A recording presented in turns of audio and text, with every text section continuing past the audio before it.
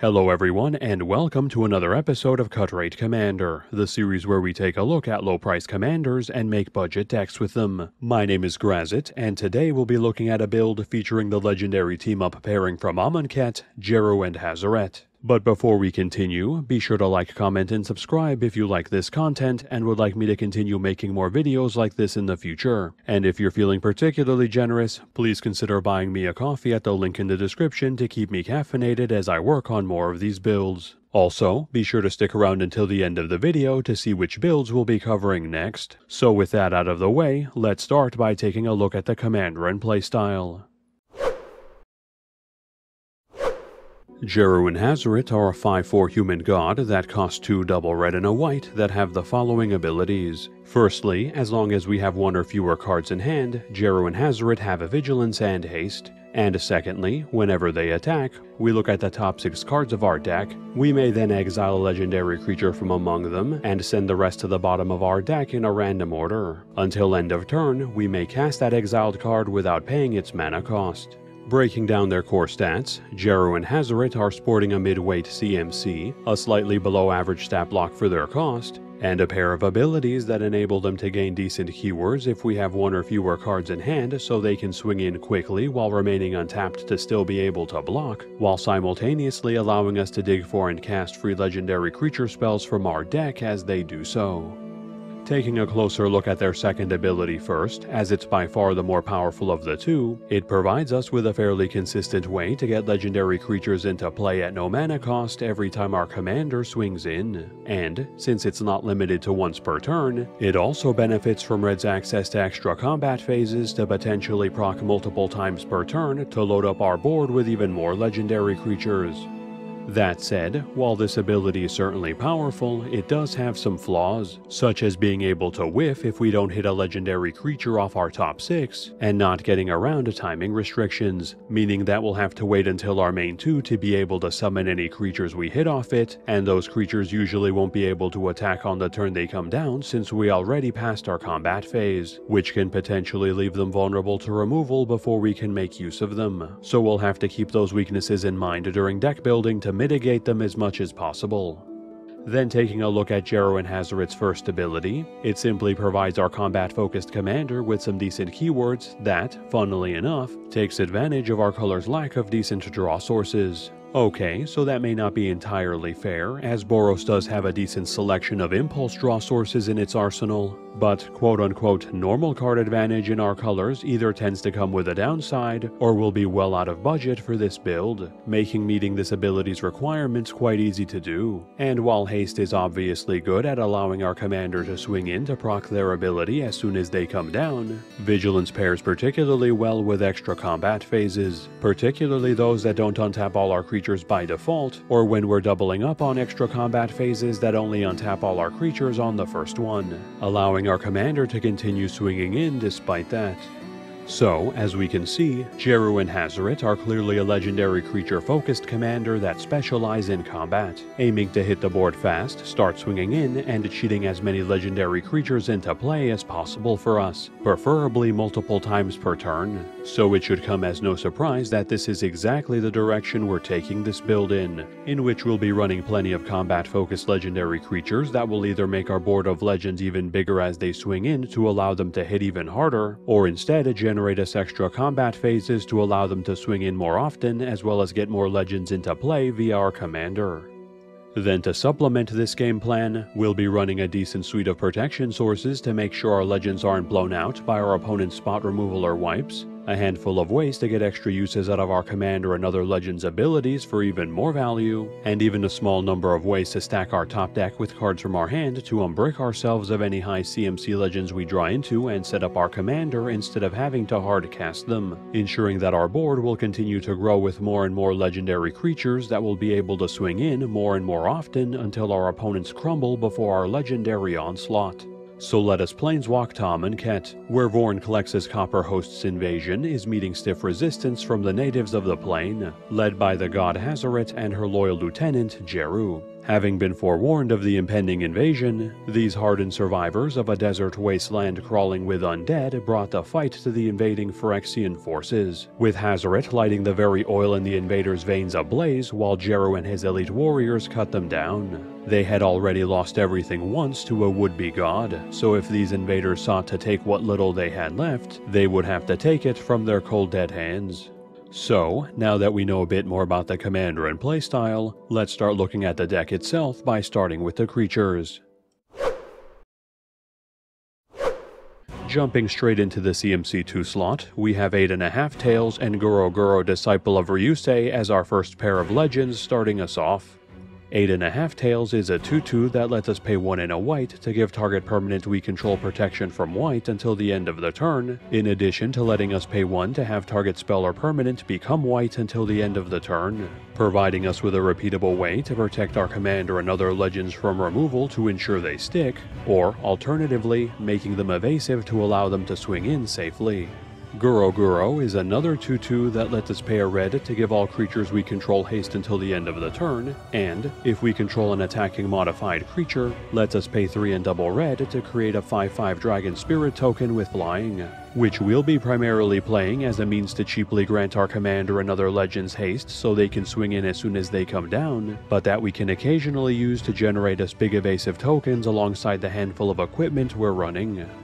Then moving on to the CMC3 slot, we'll be leading off with a trio of red legends, Arnie Metalbrow, Captain Lannery Storm, and Lylea the Blade Reforged. Arnie is a 3/3 that, whenever a creature we control attacks or enters the battlefield under our control attacking, lets us pay 1 and a red to put a creature of lesser CMC from our hand onto the battlefield tapped and attacking, synergizing very well with our commander's ability to cheat out high CMC creatures from our deck, that Arnie in turn can use to cheat out slightly less expensive creatures from our hand to further build up our board presence and get closer to enabling our commander's keywords. Captain Lannery is a 2/2 with haste that, whenever she attacks, creates a treasure token, and, whenever we sack a treasure, gains +1/+0 until end of turn, her cheap cost and treasure production being useful to allow us to get our commander into play quickly in the early game, or to help us hardcast our drawn legendary creatures or other spells in the late game.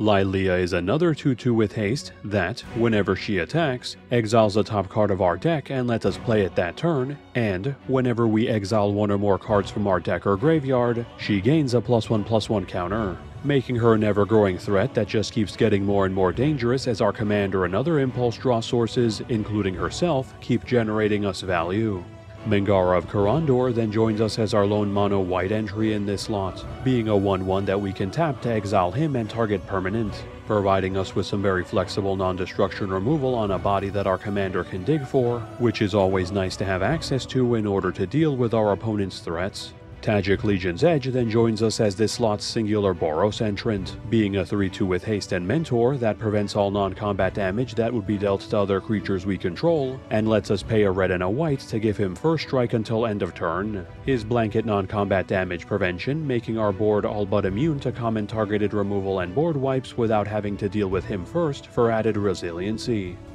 And lastly, the Peregrine Dynamo joins us as our final entry in this slot, being a 5/1 artifact creature with haste that lets us pay 1 and tap it to copy target activated or triggered ability of a non-commander legendary source we control, which may not allow us to duplicate our commander's ability, but still has a wide array of targets to double up on from our 99, including but not limited to ways to further empower our board and get extra combat phases to further empower our game plan.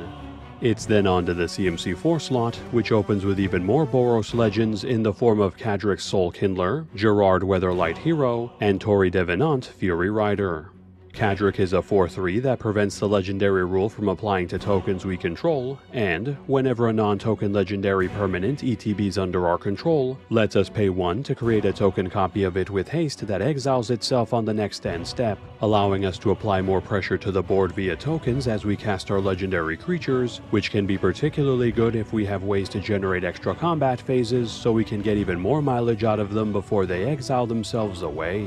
Gerard is a 3/3 with first strike that, when he dies, exiles himself to return all artifacts and creature cards in our graveyard back into play that were put there from the battlefield that turn, serving as board wipe protection for our other legendary creatures that our opponents will have to deal with first if they want a shot at clearing our board. Tori is another 3/3, this time with Trample and Vigilance, that, whenever she attacks, grants all other attacking creatures we control +1/+1 until end of turn, grants other red creatures we control Trample until end of turn, and untaps each other white creature we control. At base, serving as a decent battlecry effect that pumps our board while either allowing our creatures to get in for damage or granting them pseudo-vigilance, and sometimes both, but when combined with our deck's ability to generate extra combat phases, we'll just keep making our board bigger and bigger with each subsequent attack.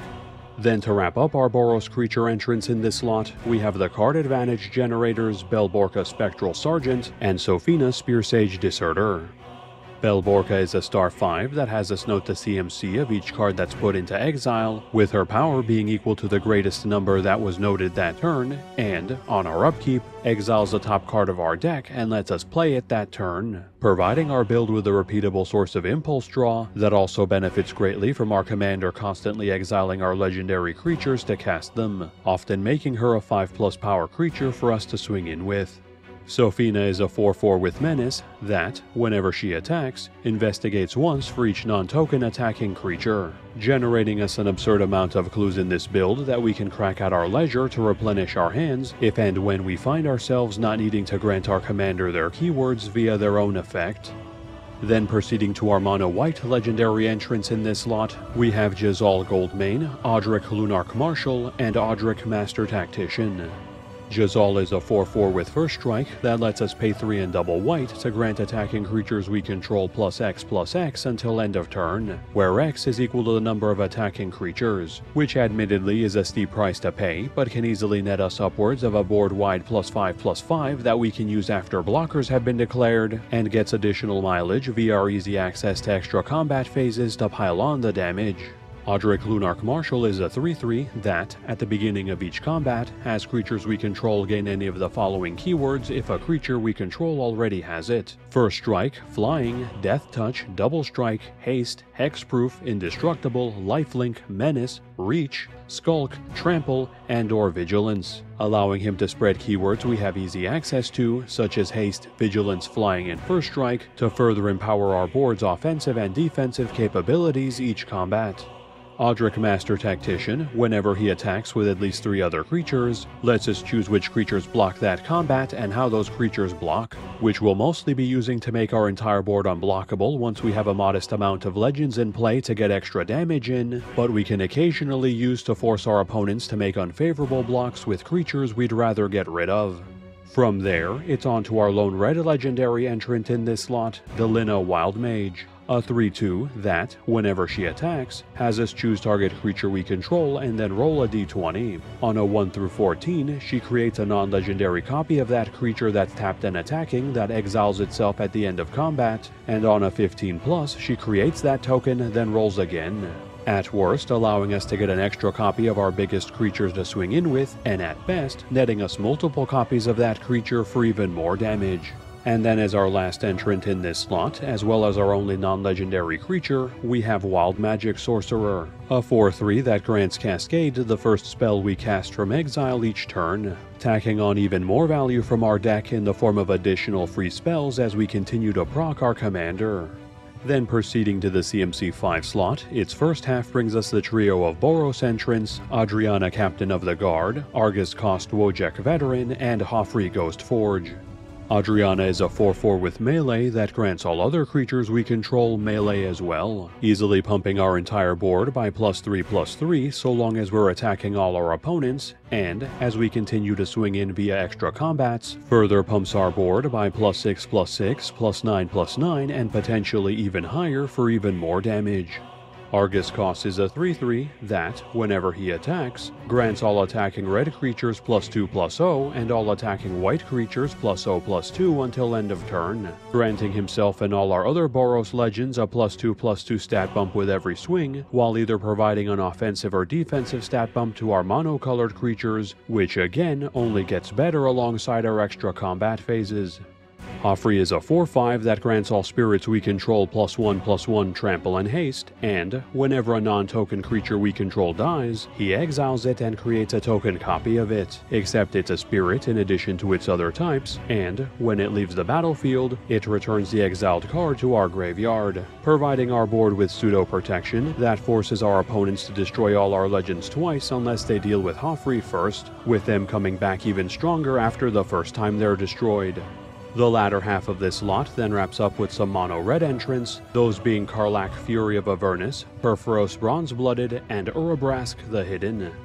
Karlach is a 5/4 that, whenever we attack, if it's the first combat phase of the turn, untaps all attacking creatures we control, grants them first strike until the end of the turn, and gives us an additional combat phase after the current one, making her a very reliable source of extra combat phases that just needs to be in play to generate them, and even granting our entire board first strike on the first and subsequent combat phases to make attacking in with our commander and our other creatures even easier. Perforos is a 7/6 enchantment creature with Indestructible that isn't a creature unless our devotion to red is 5+, grants all other creatures we control haste, and lets us pay 2 and a red to put a red creature or artifact creature from our hand onto the battlefield, sacking it on the next end step. Coming online quickly in this build is a gigantic and resilient creature that allows our legends to crack in on the turn they come down, and even allows us to unbrick ourselves of high CMC legends with his effect, which may be temporary but is certainly better than having them stuck in our hand. Urabrask is a 4/4 that grants all creatures we control haste, while forcing all creatures our opponents control to enter play tapped, again enabling our offensive legends to get into combat immediately, while simultaneously hampering our opponent's ability to set up defenses against our attacks, usually leaving them vulnerable for at least a turn as they summon blockers. The CMC 6 slot will then stay on the mono-red game plan with its first trio of entrants, Morag Fury of Akum, Godo Bandit Warlord, and Etali Primal Storm. Morag is a 6/6 that grants each creature we control +1/+0 for each time it attacked that turn, and whenever a land ETBs under our control on our main phase, gives us an additional combat phase after that phase, and at the start of that combat, untaps all creatures we control, serving as another easy-to-enable source of extra combat phases so long as we're making our land drops, and even synergizes with our slow fetches to net us multiple extra combats, all the while providing our entire board with a progressively increasing power boost every time they swing in. Godo is a 3/3 that, when he ETBs, has a search our deck for an equipment and puts it into play, and, whenever he attacks for the first time each turn, untaps himself along with all samurai we control and grants us an additional combat phase, which will be primarily running in this build as a means to tutor up and cheat into play Helm of the Host, which when equipped to our commander will allow us to get extra uses out of their ability via their copies, or alternatively, that we can equip to Godo himself to generate us infinite combat phases, albeit ones that just untap Godo, which may not be a problem for us if we have the means to grant our entire board vigilance. Etali Primal Storm is a 6/6 that, whenever it attacks, exiles the top card of each player's deck, then lets us cast any number of those cards without paying their mana cost, taking full advantage of our various sources of haste and extra combat phases to swing in quickly and potentially multiple times per turn, getting us more and more free spells both off our and our opponent's decks as they do so. And then as our final entrant in the CMC 6 slot, we have Aurelia the War Leader, a 3/4 flyer with vigilance and haste that, whenever she attacks for the first time each turn, untaps all creatures we control and grants us an additional combat phase after the current one, making her our final creature-based source of extra combat phases to get extra uses out of our commander and other on-attack triggers that, like Godo, also grants us infinite combat phases when equipped with Helm of the Host, except this time we don't even need to grant our board vigilance in order to take maximum advantage of it. Closing in on the end now, the CMC 7 slot consists of red entrants all the way down, those being Drakoseth Maw of Flames and Yadaro Wandering Monster. Drakoseth is a 7/7 flyer that, whenever he attacks, deals 4 damage to any target, then 3 damage to up to 2 other targets, providing the build with a gigantic evasive beatstick that can make great use out of our extra combat phases to crack in for even more damage, while tearing apart our opponent's boards or dealing additional burn to them via his ability as he does so. Yadaro is an 8/8 trampler with haste and cycling for 1 and a red that, whenever we cycle him, shuffles himself back into the deck from the grave, or, if we've cycled him 4+ times, returns to the battlefield instead. His built-in cycling effectively making him unbrickable, since we can always cantrip him away to shuffle him right back into our deck for our commander to cheat his massive stat block into play for us. Then reaching the CMC 8 slot and our penultimate creature entries, we have Akroma Angel of Fury and Zetalpa Primal Dawn. Akroma is a 6/6 flyer with trample, protection from white and blue, and more for 3 and triple red that can't be countered, and lets us pay a red to grant her +1/+0 until end of turn. Like the previous entry, giving us the means to get her out of our hand via morph until we can accumulate the 6 mana we need to flip her, and, once she comes into play, serving as another giant evasive beatstick that we can make even bigger if we have the mana to spare. Zetalpa is a 4/8 flyer with double strike, vigilance, trample, and indestructible. Its decent stat block and wide array of powerful keywords making it a dangerous and resilient threat for our opponents, who will have to resort to non-destruction removal if they ever hope to get rid of it. And finally, reaching the CMC 9 slot and our final creature entry, we have Rhea Dawnbringer, a 4/6 flyer that, on our upkeep, lets us return target creature card from our graveyard to the battlefield. Her massive CMC being inconsequential in this build as our commander can cheat her into play for us, and, once she's in play, she provides us with free repeatable reanimation turn after turn to ensure that our destroyed legends don't stay in the bin for long. That covers all our creatures, so let's move on to our instance.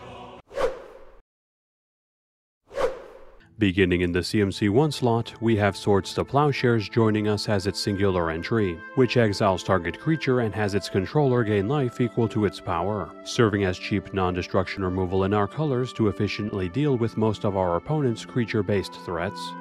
Our CMC 2 slot then stays on the removal game plan with its first entrant, Abrade, which either has us deal 3 damage to target creature or destroys target artifact, this time providing us with a more flexible removal option that's more than capable of dealing with both front row and back row threats.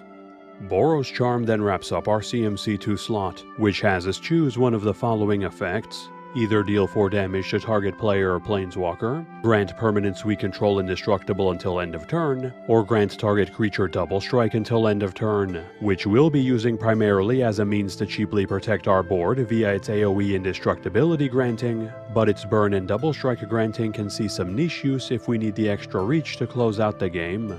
We'll then continue on the protection bandwagon as we enter the CMC 3 slot with its first 2 entrants, Unbreakable Formation and Your Temple is Under Attack, both of which make creatures we control indestructible until end of turn, the former also giving them a +1/+1 counter and vigilance until end of turn if we cast it on our main phase, while the latter can instead be used to have us and target opponent draw 2 instead of protecting our board, which again we'll be using more often than not to protect our boards from removal and wipes, but do offer us the option to use them as offensive power boosts or draw instead if we need to. From there, we'll then pivot back to removal for the remaining 2 entrants in this slot, Generous Gift and Chaos Warp, both of which deal with target permanent by either destroying it and giving its owner a 3/3 to replace it, or shuffling it back into its owner's deck and then having them reveal the top card from it, putting it into play if it's a permanent, making them both exceptionally flexible removal options that can reliably deal with almost any type of permanent threat we may encounter, which more than makes up for their downsides. Then jumping all the way to the CMC 7 slot, we come to our last instant entry, the split card Response and Resurgence, whose response side is an instant that costs 2 hybrid red-white and deals 5 damage to target attacking or blocking creature, and whose resurgence side is a sorcery that costs 3 a red and a white that grants all creatures we control first strike and vigilance until end of turn, and gives us an additional combat phase followed by an additional main phase, which we'll be using predominantly as an extra combat phase source in this build whose keyword distribution synergizes perfectly with our other sources of extra combat, making those attacks even harder to block while keeping our defenses up against any potential crackback. That covers all our instance, so let's move on to our sorceries.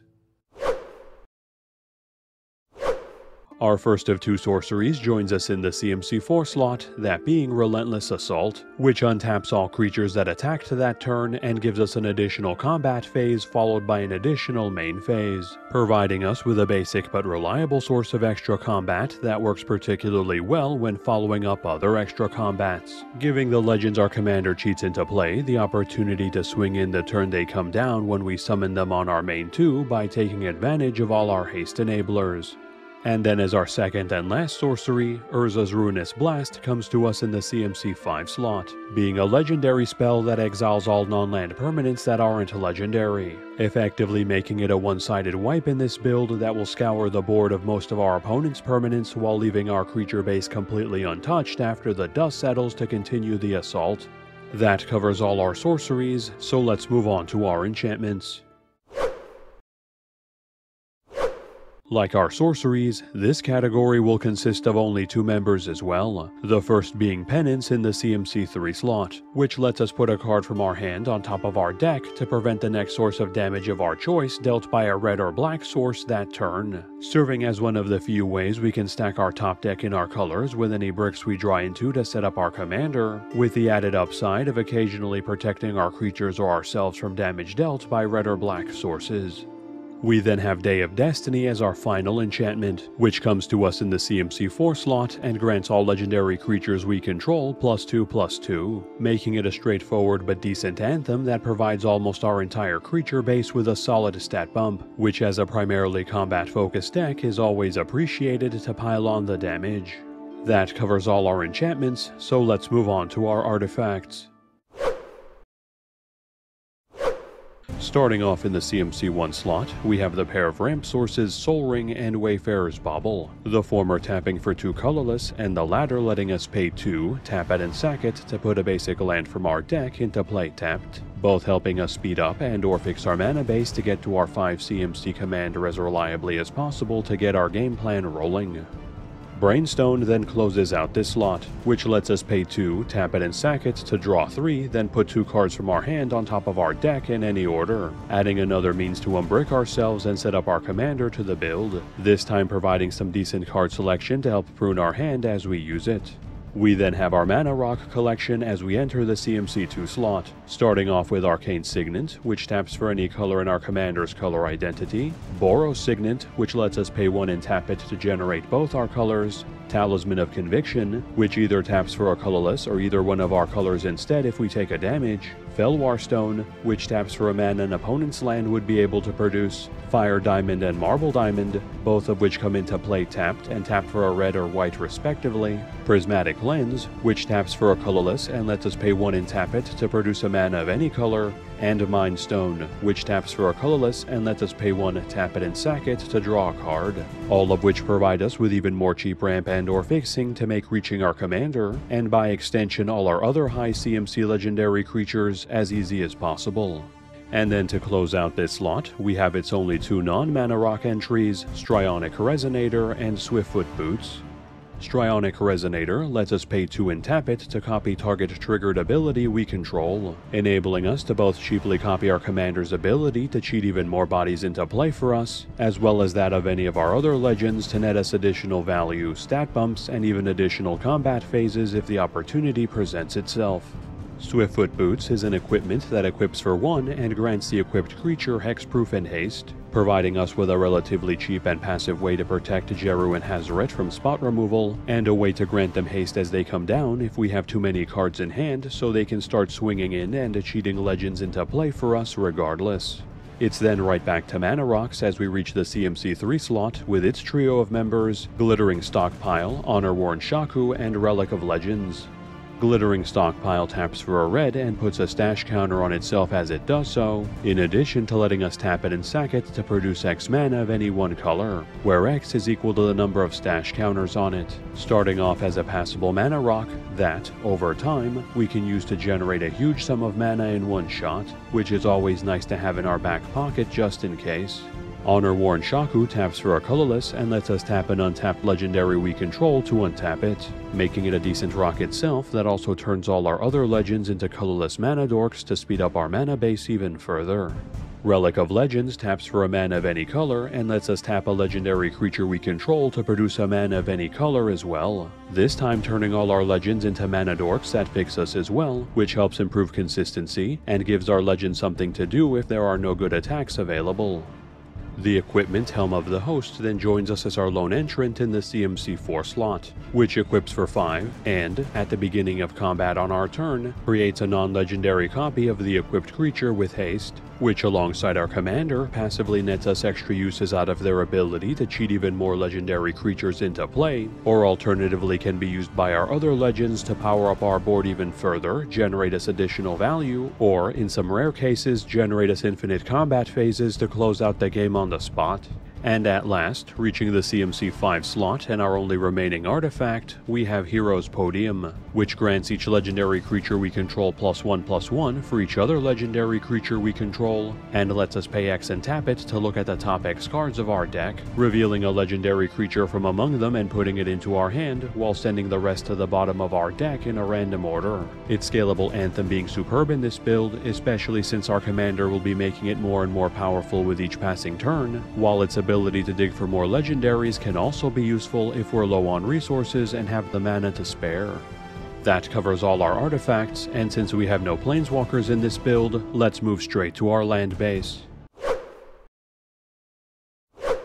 Quickly going over our mana lands, we'll be running Command Tower, Battlefield Forge, and Fury Calm Snarl, all of which tap for any of our colors and generally come into play untapped to provide fixing without sacrificing speed. Path of Ancestry and Temple of Triumph, both of which also tap for either of our colors and make up for their slow speed by providing card selection via Scry to help us smooth out our draws. Evolving Wilds, Terramorphic Expanse, and Cabaretti Courtyard, all of which are slow fetches to help add further fixing to our deck, and, alongside Morag, can occasionally net us extra combat phases as they do so. And lastly, Myriad Landscape, which provides us with some land-based ramp that, like the previous entries, helps get basics out of our deck so our commander is more likely to hit legends, while also synergizing with Morag to grant us extra combat phases if he's in play.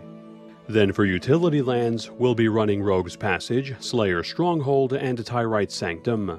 Rogue's Passage taps for a colorless and lets us pay 4 and tap it to make target creature unblockable until end of turn, giving us an easy way to grant our commander evasion to ensure they can safely swing in even on the most bogged down board states to proc their ability. Slayer's Stronghold also taps for a colorless and lets us pay a red, a white, and tap it to grant target creature +2/+0 vigilance and haste until end of turn, which is decent to either allow legends we hardcast to swing in the turn they come down, or, if we have too many cards in hand, as a way to grant our commander vigilance, which is generally useful to keep them up as a blocker and intercept any incoming crackback after they swing in, and more situationally useful when getting extra combat phases that don't untap them so they can still crack in despite that. Tyrite's Sanctum taps for a colorless as well, and either lets us pay 2 and tap it to grant target legendary creature the god subtype and a +1/+1 counter, or pay 4, tap it and sack it to give target god an indestructible counter, which is particularly good in this build as a form of protection, as our commander's already a god, so we don't have to waste a turn turning them into one before making them indestructible. And finally, we'll be running 12 plains and 12 mountains as our basics to close out our land base. So, now that we've covered all the cards in the deck, let's take a look at this deck's breakdown. This deck currently has 34 creatures including the commander, 8 instants, 2 sorceries, 2 enchantments, 18 artifacts, 0 planeswalkers, and 36 lands. Looking at the stats that matter to our game plan, we have 33 legendary creatures, 10 cards that care about legendary creatures, 6 sources of extra combat phases, 7 sources of AoE pump effects, 8 sources that protect our creatures from targeting or destruction, and 2 ways to put cards from our hand on top of our deck, giving us a critical mass of legendary creatures that our commander can hit off of their ability and ways to generate value off of said legendary creatures, plenty of ways for us to swing in more often and hit harder with our commander and legends while keeping them alive, and even a handful of ways to unbrick ourselves if we draw into our high CMC legends so we don't have to resort to hard casting them. For general deck stats, we have 15 ramp sources, 6 card draw sources, 7 targeted removal sources, and 1 board wipe. our ramp being slightly higher than normal since we want to get our commander on board and swinging as quickly as possible, our draw being much lower than normal since we'll typically be getting most of our value off our commander cheating legends into play for us, and our targeted removal and wipes being low since we're more concerned about keeping our own board states intact rather than disrupting our opponents.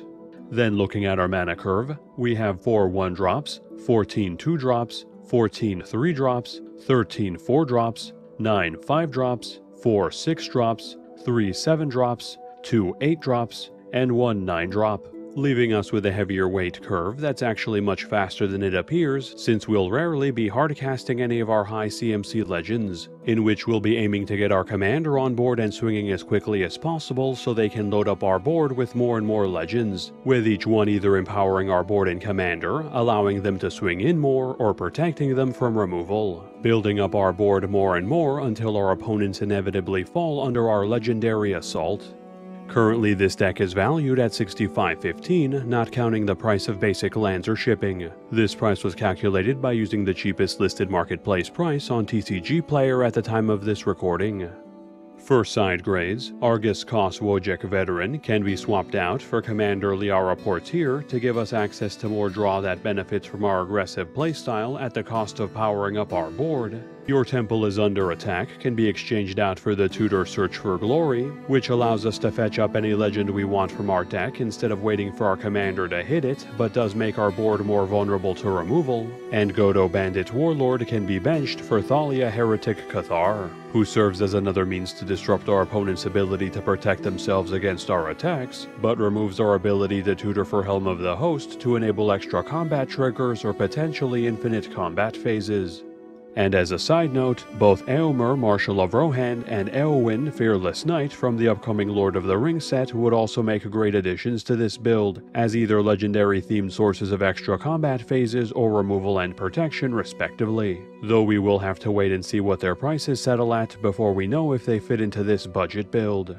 Then for upgrades, Mangara of Karandor can be cut for Lauren of the Third Path, who still provides removal, then sticks around as a repeatable source of card advantage as well. Perforos Bronze-Blooded can be replaced with Ilharg the Razeboar, who our commander can bring right back into play for us after he spins himself into our deck upon destruction and allows us to use any of the high CMC legends we draw into from our hand until we can afford to cast them. Argus Kos Wojek Veteran can be traded out for God Eternal Oketra, who, like Ilharg, can easily be brought back into play by our commander upon destruction, and helps us build up our board with 4/4 bodies as we cast our other legendary creatures. Yadaro Wandering Monster Spot can be given to Gisela, Blade of Gold Knight, who immediately doubles our damage output as soon as she comes down, while simultaneously having any incoming damage to us and our board to make us that much harder for our opponents to deal with. Jazal Goldmane can be sidelined in favor of Elish Norn Grand Cenobite, whose passive Anthem for us and AoE stat loss for our opponents makes mounting a defense against our attacks even harder, and Audric Master Tactician can be retired for Iroas God of Victory, who makes our entire board immune to combat damage when swinging in, and grants our creature pseudo-evasion on top of that to make effectively blocking any of our attacks next to impossible. And lastly, we can swap out the Angel Akroma Angel of Fury for the much more powerful Angel Avacyn Angel of Hope, who provides blanket destruction protection for our entire board as soon as she comes down while being immune to destruction herself, allowing her to protect our entire board against almost anything our opponents can throw at it, which will hopefully make up for the fact that she failed to protect our bank accounts against her enormous price. Thanks everyone for sticking around until the end of the video. Before we continue, I would first like to give a quick thanks to all the channel subscribers for having helped us crack the 12.5k subscriber milestone. Thank you for all the support that you've given the channel, as we would not have gotten here without it. Now, regarding the upcoming builds, since we now have the completed lists for the Lord of the Rings Commander decks, we'll be putting the Quintorius Loremaster build on hold for the time being while we cover the precon upgrades for them, starting with the Food and Fellowship precon upgrade coming soon. And lastly, before we close out, be sure to like, comment, and subscribe if you haven't done so already, as this channel can't continue to grow without your support. And if you feel like showing your thanks by keeping me caffeinated while I make these videos, please consider buying me a coffee at the link in the description. And if any of you would like to support the channel in a different way, feel free to check out the other deck techs floating around my head if you'd like to see the latest builds, or click on the link above for a playlist of all the Cut Rate Commander episodes I've made so far. And with that, have a good one, folks, and stay safe.